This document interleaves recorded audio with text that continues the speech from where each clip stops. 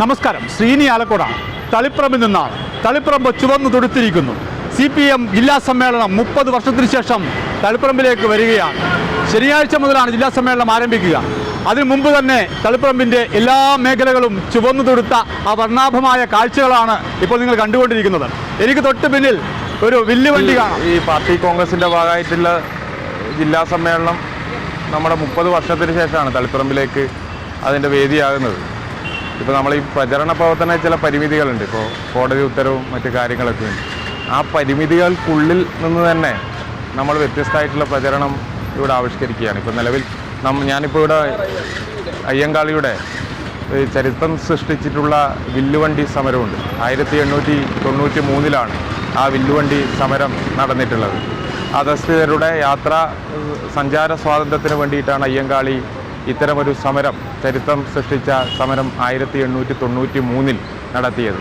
അതിനെ ഒരു റീക്രിയേഷൻ ചെയ്യുക എന്നതാണ് സമ്മേളനത്തിൻ്റെ ഭാഗമായിട്ടുള്ളൊരു പ്രചരണം എന്ന നിലയിൽ വില്ലുവണ്ടി തെളിക്കുന്ന അയ്യങ്കാളിയുടെ ചിത്രത്തിന് മുന്നിൽ ഇപ്പോൾ നമുക്ക് തന്നെ കാണാൻ വേണ്ടി കഴിയും. ഇതിൻ്റെ ഒരു സ്തൂപം നമ്മളിപ്പോൾ ഈ ചിത്രാഞ്ജലി, ശ്രീനിവാസൻ ചിത്രാഞ്ജലിയാണ് ഇതൊരു നമ്മുടെ ഈ പാർട്ടി സമ്മേളനത്തിൻ്റെ ഭാഗമായി, പ്രചരണത്തിൻ്റെ ഭാഗമായി നമുക്കിതൊരു ചെയ്തു തന്നിട്ടുള്ളത്. അതുപോലെ തന്നെ വ്യത്യസ്തമായിട്ടുള്ള ശില്പങ്ങൾ ഇപ്പോൾ നഗരത്തിൻ്റെ വിവിധ ഭാഗങ്ങളിൽ നിങ്ങൾക്ക് കാണാൻ വേണ്ടി കഴിയും. കാൾ മാർക്സിൻ്റെ ചിത്രമായാലും AKGയുടെ, ലെനിൻ്റെ, അതുപോലെ തന്നെ ശ്രീനാരായണ ഗുരുവിൻ്റെ ഒരു സ്തൂപായാലും എല്ലാം ഇങ്ങനെ വ്യത്യസ്തമായിട്ടുള്ള ശില്പങ്ങൾ നമ്മൾ 24-ാം തീയതി ഉദ്ഘാടനം ചെയ്തിട്ടുള്ള പുസ്തകോത്സവം ടൗൺ സ്ക്വയറിൽ നടക്കുകയാണ്.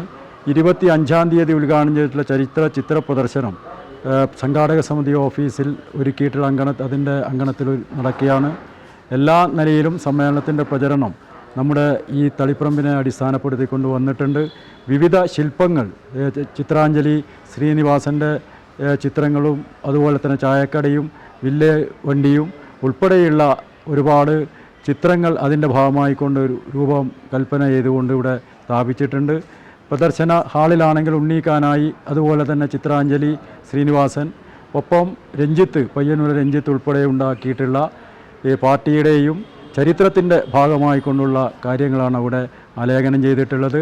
പുതിയ തലമുറയ്ക്കുൾപ്പെടെ എന്താണ് പാർട്ടി എന്ന നിലയിലേക്ക് മനസ്സിലാക്കാനും ചരിത്രം മനസ്സിലാക്കാനും കഴിയത്തക്ക രൂപത്തിലാണ് വിവിധങ്ങളായിട്ട് ഇന്ന് ഇന്ത്യക്കകത്ത് നടന്നുകൊണ്ടിരിക്കുന്ന ഓരോ വിഷയങ്ങളെയും ആസ്പദമാക്കിക്കൊണ്ടുള്ള കാര്യങ്ങൾ അവിടെ ഉണ്ടാക്കിയിട്ടുണ്ട്.